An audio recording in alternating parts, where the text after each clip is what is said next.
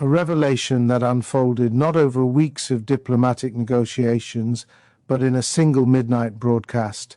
Hours that sent shockwaves through NATO command centers. Hours that forced emergency sessions at the highest levels of American intelligence.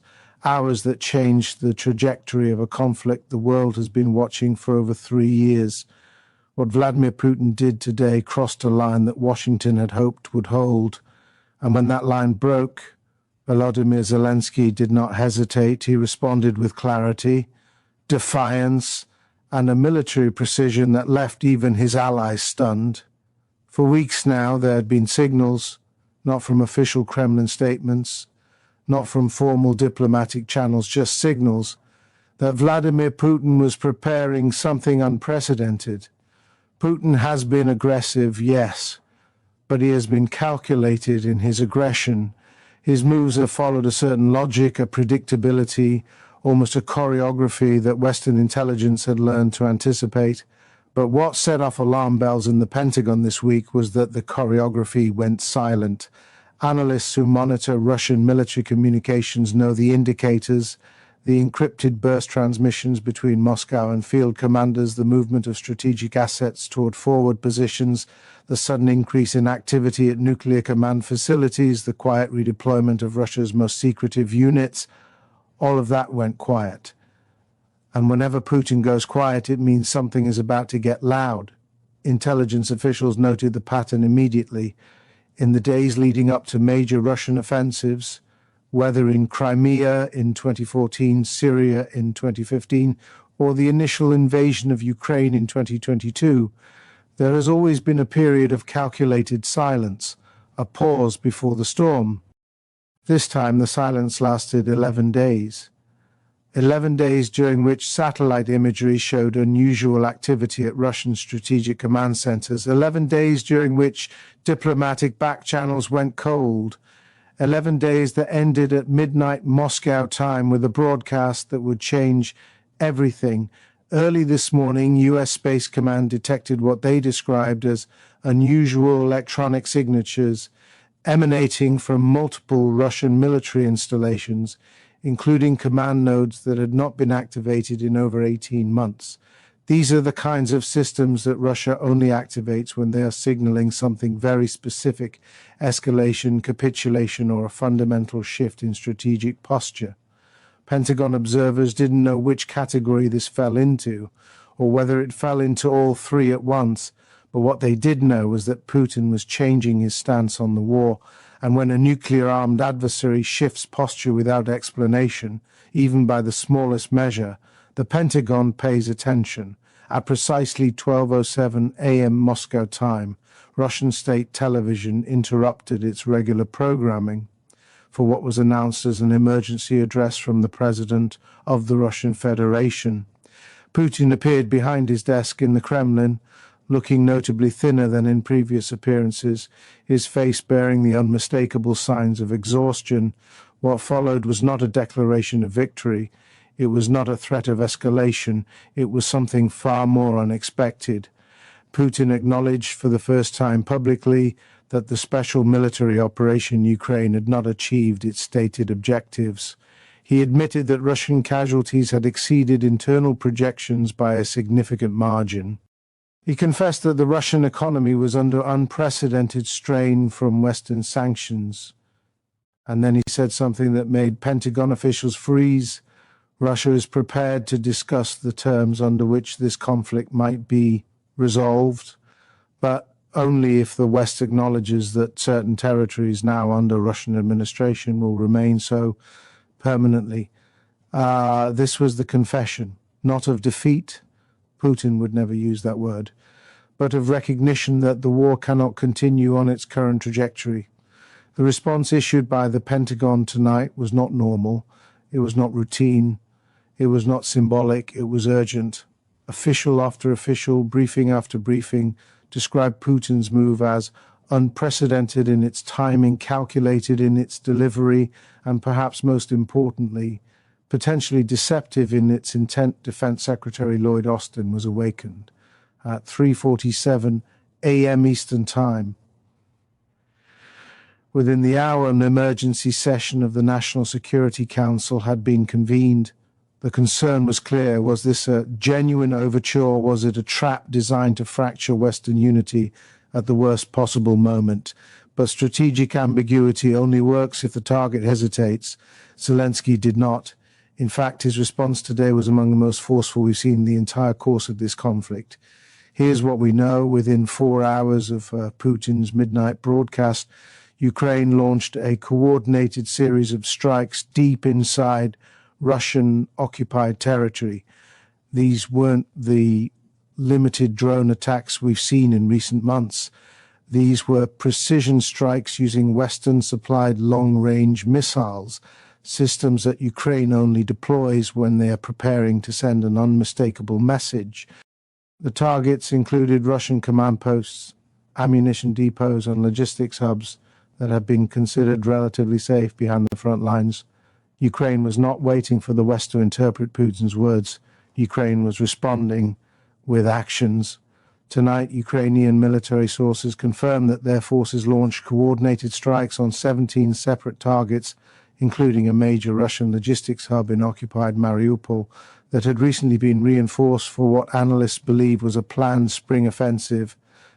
Ukraine struck before Russia could consolidate its positions.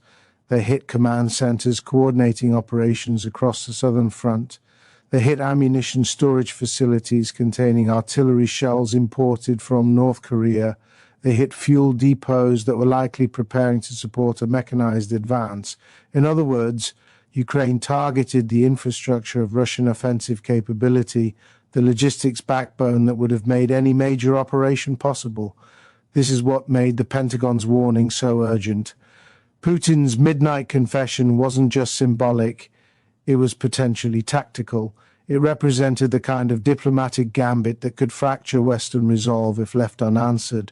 And Zelensky, understanding that fully, responded with force, not recklessly, not impulsively, but strategically. They didn't target civilian areas, they didn't strike Russian territory proper, they hit military infrastructure, they hit strategic assets, they hit the tools of occupation. Ukrainian officials were careful to note that every target struck was directly related to Russia's ability to wage war. This was not escalation for its own sake. This was a message, negotiations from a position of strength, or not at all. And here's where the story becomes even more significant. Intelligence analysts now believe that Putin's midnight confession was designed to test the cohesion of the Western alliance after months of political uncertainty in key NATO capitals. Putin wanted to see whether Washington would pressure Kyiv to accept a ceasefire that legitimized territorial conquest, but instead the opposite happened. The Biden administration didn't call for restraint. They issued a statement that was so unequivocal, so supportive of Ukraine's right to self-defense, that even the Kremlin noticed.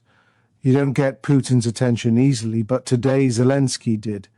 Senior defense officials speaking with major outlets under anonymity described Putin's confession as a strategic probe, a way to identify cracks in the Western coalition that could be exploited in future negotiations. But Ukraine proved today that they remain both militarily capable and politically unified. Their strikes were not only tactically successful, they were coordinated so precisely that Russian air defenses were overwhelmed across multiple sectors simultaneously. That coordination matters because it shows Ukraine has fully integrated Western intelligence and targeting capabilities into their operations. It shows that Ukraine is not a passive recipient of Western aid. They are an active, capable, and increasingly sophisticated military power.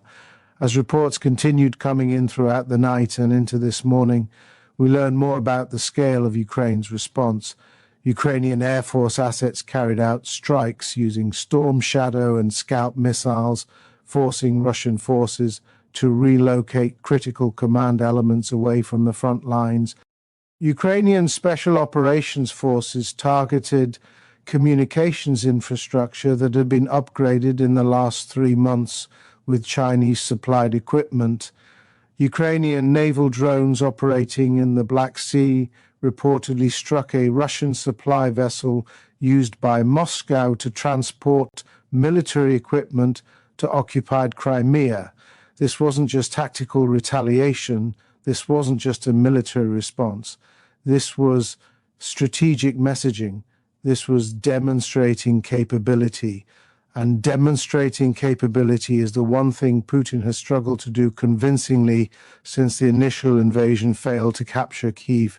For every territorial advance Russia has made, Ukraine has countered with something that complicates Russian strategy. For every escalation Putin has threatened, Ukraine has proven its ability to absorb the blow and strike back harder. Remember, Putin thought the war would be over in 3 days. He thought NATO would fracture under the pressure of energy costs and refugee flows. He thought Zelensky would flee Kyiv and a puppet government would be installed by the end of February 2022. But tonight, the exact opposite is happening. NATO is more united than at any point since the Cold War. Ukraine's military is stronger now than it was at the start of the invasion. And Zelensky has become a symbol of democratic resistance recognized around the world. Every assumption Putin made at the outset of this conflict has been proven wrong. Every timeline he projected has been shattered. Every prediction of Western weakness has been contradicted by billions of dollars in military aid and unprecedented economic sanctions. And tonight's events only reinforce that reality. What makes this moment so critical and so dangerous is that Putin's midnight confession happened at a time when the Russian president is under extraordinary internal pressure. Hardliners in the Russian military establishment want escalation, including the possible use of tactical nuclear weapons. Oligarchs with frozen assets want a negotiated settlement that lifts sanctions. Ordinary Russians facing economic hardship and the loss of sons and husbands want the war to end. And nationalist commentators on Russian state media want territorial expansion to continue until all of Ukraine is under Russian control. Putin is balancing these demands while managing a war that has become a strategic quagmire. And when leaders in that position make sudden moves, they're not doing it from strength. They're doing it from pressure. They're doing it from vulnerability. The midnight confession was not a gesture of confidence. It was an admission that the current path is unsustainable. The Pentagon's official assessment, now circulating among NATO allies, was designed to signal that the United States is not willing to allow Putin's diplomatic gambit to succeed at Ukraine's expense. Officials said plainly that Putin's proposal was inconsistent with the principles of territorial integrity and national sovereignty. That is diplomatic language for we're not going to legitimize conquest. You don't usually hear that tone from the State Department unless something serious is at stake.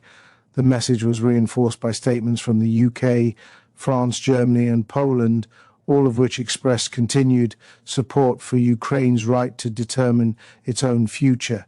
The Western alliance held, and in the Kremlin, that reality is now being absorbed.